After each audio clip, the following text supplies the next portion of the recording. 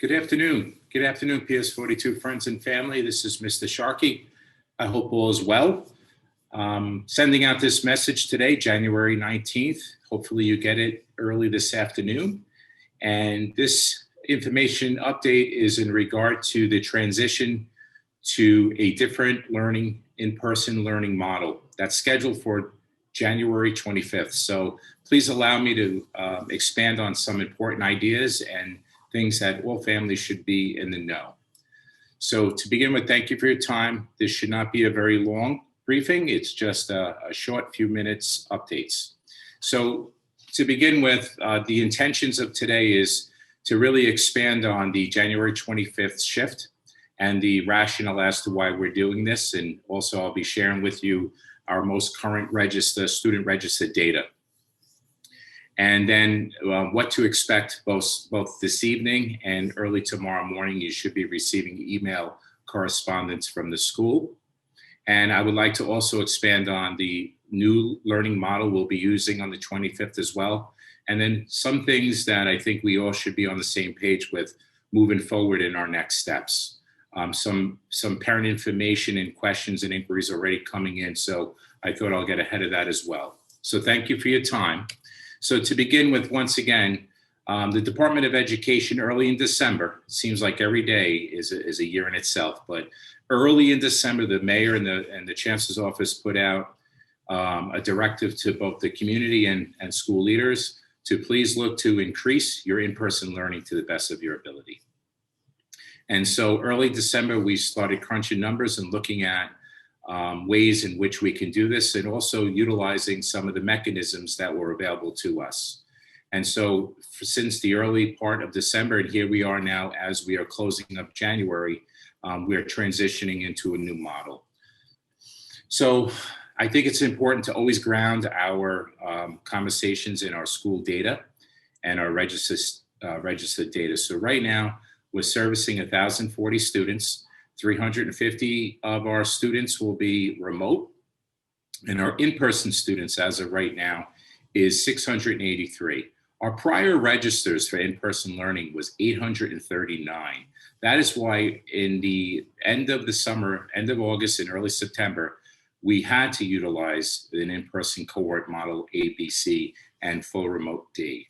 But now that we have 683 students, that allows us mathematically to entertain and utilize a 2 in-person cohort AB model.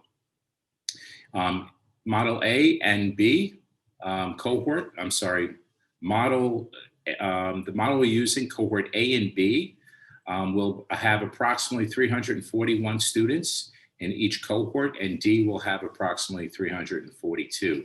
So there's a great sense of balance right now as we enter the last week of January and begin in February and so on.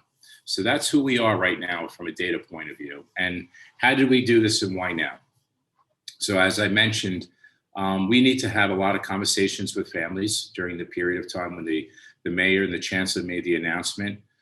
Some of the conversations were in regard to consent for COVID-19 testing. Some families felt strongly about having their children tested. We also had a lot of conversations with families, those families who were claiming seats, but perhaps not really comfortable sending kids in with frequency. And so we had conversations with them as well. Many families, looking at who we are now and where we were in the early part of the school year, we had a great number of families go to parochial school, private school, and some moved out. Due to the pandemic, perhaps family out of state would be able to better support households. A lot's going on, folks, and we're hoping that our families come back when this is all behind us. And then, of course, many of our families on their own opted to go full remote. That's basically the largest percentage, that cohort right there. But when it's all said and done, we were able to free up space and consider a different model. At the same time, we're now repurposing and relooking at if we need to use the gym, cafeteria, and also reassigning classrooms.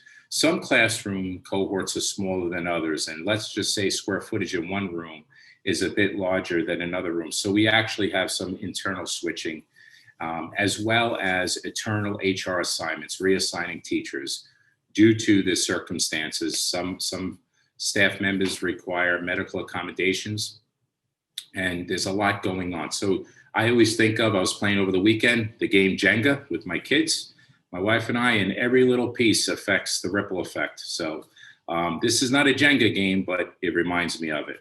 So it's a work in progress.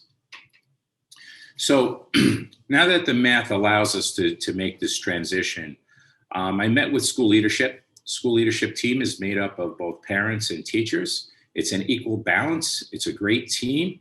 And when engaging with school leadership, we entertained and went over the pros and cons of various different models. And as an outcome, through consensus, the model that is on the screen right now and that I sent out on the last correspondence is this will be the new model.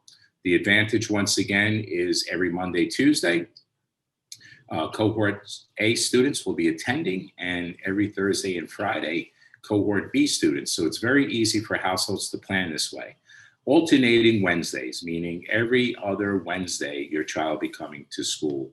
And when we did the math, we looked at this is a very good model, even when we look at holidays and also look at days off. Now, please understand that this is the best model that we all feel that's most conducive for our students in their learning. We're beginning this model on the 25th, and we will always post the schedule on our school webpage if you have a question moving forward. So moving forward, and so what does that mean? So at this time, we're able to do a few things and we're not able to do a few things. I'll begin with what we're not able to do. We've always worked and we're very proud of the staff. They always are making things work. And if there's a concern, we work hard to make sure that we help out our families, our staff, we help everyone out. And so at this time, unfortunately, I have to take the posture of we're not in a position at this time being able to meet a request for a student cohort. Also, if there's a family who is actually full remote and wants to come back into blended learning, because of our register restrictions and because of the limitations that we now have with this new model, we're not able to do that. And I'm also asking our families to please understand that teacher requests during these transitions is something I cannot afford to make promises and offer. Because of the remodeling and the shifting, we try to limit it as much as possible because we do know that children have bonds and relationships with staff. And honestly, my staff has relationships and bonds with their children. And so we looked at the best way and create a program that is in the best interest of all students.